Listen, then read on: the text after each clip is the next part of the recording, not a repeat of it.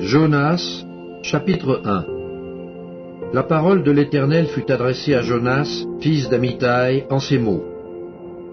Lève-toi, va à Ninive, la grande ville, et crie contre elle, car sa méchanceté est montée jusqu'à moi. Et Jonas se leva pour s'enfuir à Tarsis, loin de la face de l'Éternel. Il descendit à Jaffo, et il trouva un navire qui allait à Tarsis. Il paya le prix du transport et s'embarqua pour aller avec les passagers à Tarsis, loin de la face de l'Éternel. Mais l'Éternel fit souffler sur la mer un vent impétueux, et il s'éleva sur la mer une grande tempête. Le navire menaçait de faire naufrage. Les mariniers eurent peur, ils implorèrent chacun leur Dieu, et ils jetèrent dans la mer les objets qui étaient sur le navire, afin de se le rendre plus léger.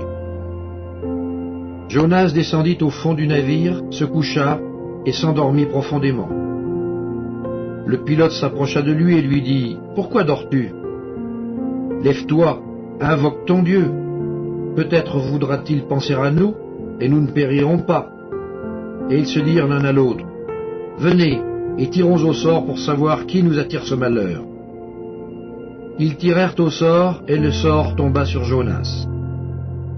Alors ils lui dirent « Dis-nous qui nous attire ce malheur. Quelles sont tes affaires, et d'où viens-tu?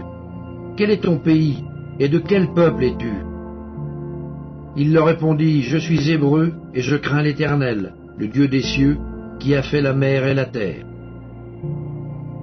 Ces hommes eurent une grande frayeur, et ils lui dirent « Pourquoi as-tu fait cela ?»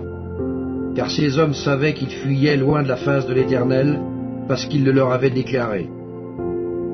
Ils lui dirent « Que te ferons-nous pour que la mer se calme envers nous ?»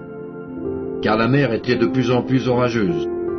Il leur répondit « Prenez-moi et jetez-moi dans la mer, et la mer se calmera envers vous, car je sais que c'est moi qui attire sur vous cette grande tempête. » Ces hommes ramaient pour gagner la terre, mais ils ne le purent parce que la mer s'agitait toujours plus contre eux.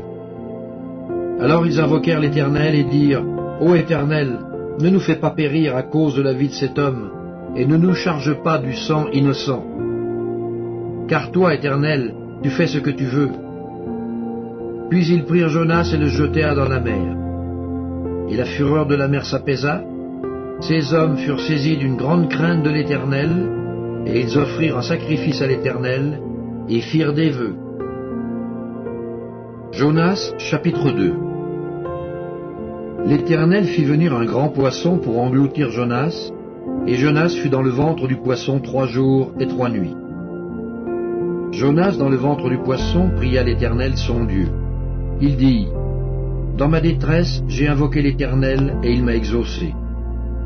Du sein du séjour des morts, j'ai crié, et tu as entendu ma voix. Tu m'as jeté dans l'abîme, dans le cœur de la mer, et les courants d'eau m'ont environné. Toutes tes vagues et tous tes flots ont passé sur moi.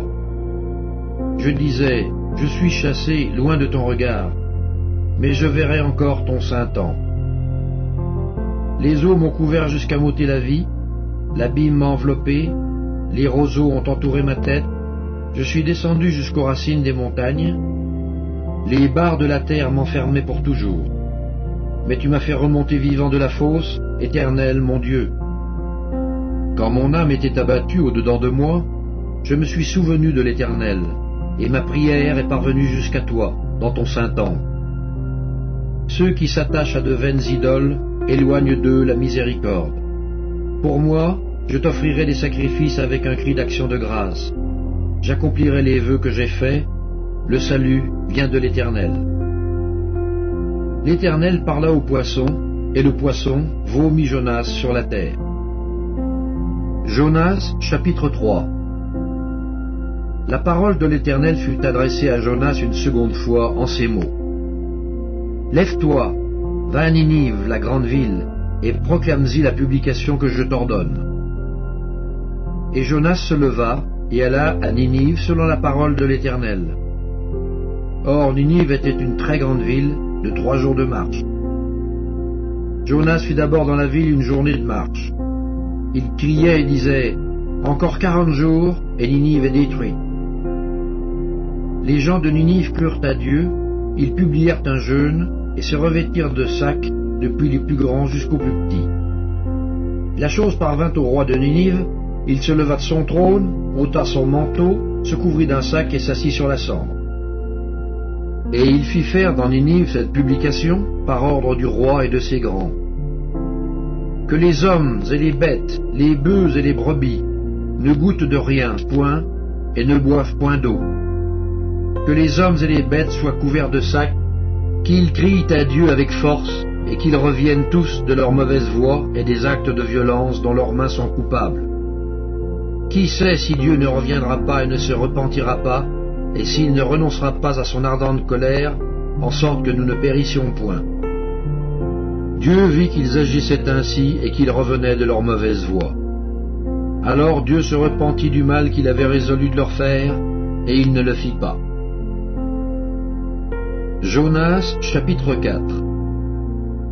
Cela déplut fort à Jonas, et il fut irrité. Il implora l'Éternel, et il dit, « Ah, Éternel, n'est-ce pas ce que je disais quand j'étais encore dans mon pays, et prévenir en fuyant à Tarsis?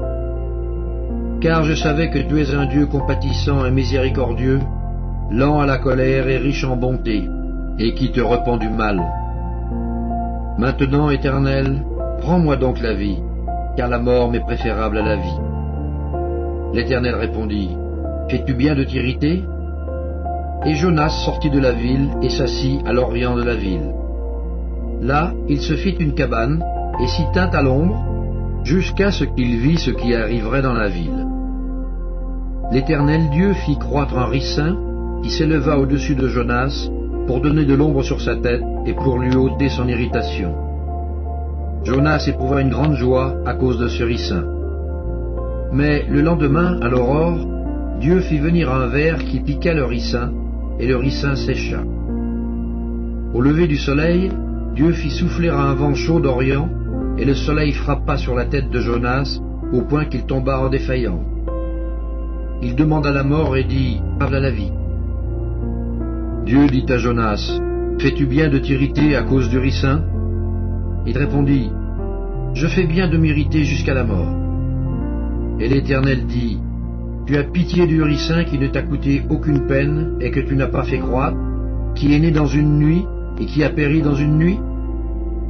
Et moi, je n'aurai pas pitié de Ninive, la grande ville, dans laquelle se trouvent plus de 120 000 hommes qui ne savent pas distinguer leur droite de leur gauche, et des animaux en grand nombre. »